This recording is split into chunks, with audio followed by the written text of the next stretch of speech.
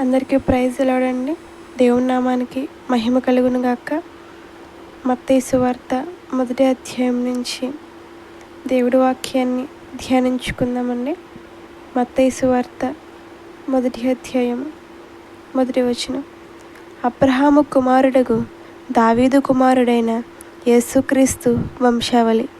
అబ్రహాము ఇస్సాకును కనెను, ఇస్సాకు యాకోబును కనెను, యాకోబు యూదాయను అతని అన్నాతమ్ములను కనెను, యూదా తామారునందు పేరేసును జెరహును కనెను, పేరేసు ఎస్రోమును కనెను, ఎస్రోము ఆరామును కనెను, ఆరాము అమీనాబాదును కనెను, అమీనాబాదు నయస్సోనును కనెను, నయస్సోను షల్మానును కనెను, షల్మాను రాహాబునందు బోయాజును కనెను, బోయాజు రూతునందు ఒబేదేనును కనెను, ఒబదేదు యెషయిను కనెను, యెషయి రాజైన దావీదును కనెను.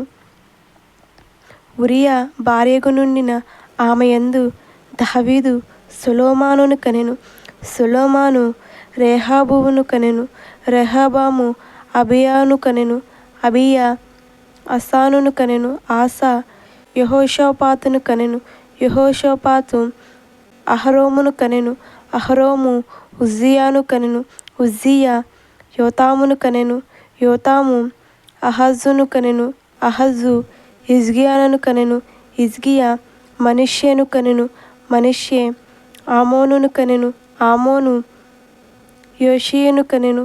యూదుల బబులోనుకు కొనుపోబడిన కాలములో యోషీయా అకొన్యానును అతని సహోదరులను కనెను.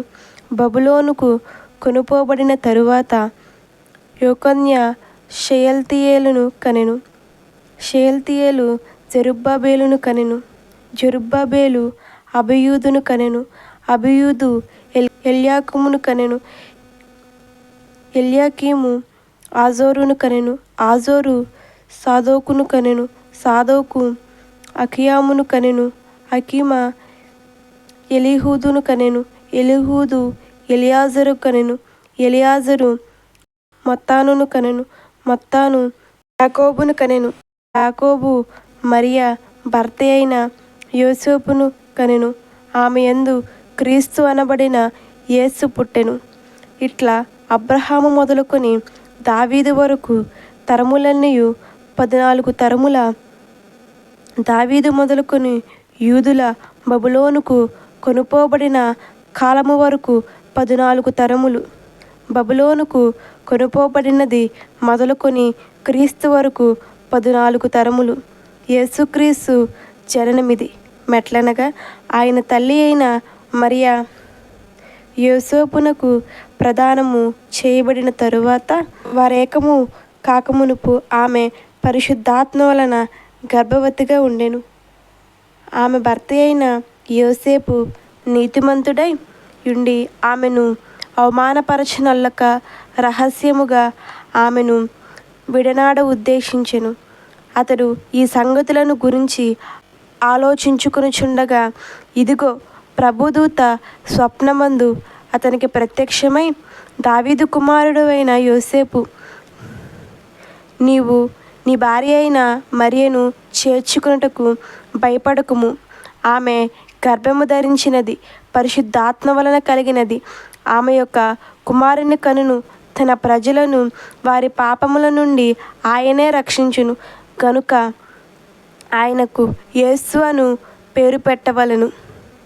ఇదిగో కన్యక గర్భవతి అయి కుమారుని కనును. ఆయనకు ఇమ్మానుయేలును పేరు పెట్టుదురు అని ప్రభువు తన ప్రవక్త ద్వారా పలికిన మాట నెరవేరినట్లు ఇదంతయు జరిగెను. ఇమ్మానుయేలునకు పేరునకు భాషాంతరమును దేవుడు మనకు తోడని అర్థము. యోసేపు నిద్రమోల్కొని ప్రభుదూత తనకు ఆజ్ఞాపించిన ప్రకారము చేసి తన భార్యను చేర్చుకుని ఆమె కుమారుని కనువరకు ఆమెను ఎరుగకుండెను. అతడు ఆ కుమారునికి యేసు అను పేరు పెట్టెను. మహాపరిశుద్ధుడైన తండ్రి, జీవాధిపతి, జీవము కలిగిన దేవ, నీ ఘనమైన ఉన్నతమైన శ్రేష్టమైన నామానికి స్తుతులనైనా స్తోత్రాలు చెల్లిస్తున్నాను ప్రభు. దేవా, నీ వాక్యమును చదువుతుండగా మాలో ఉన్న మన నేత్రాలు మీరు వెలిగించండి.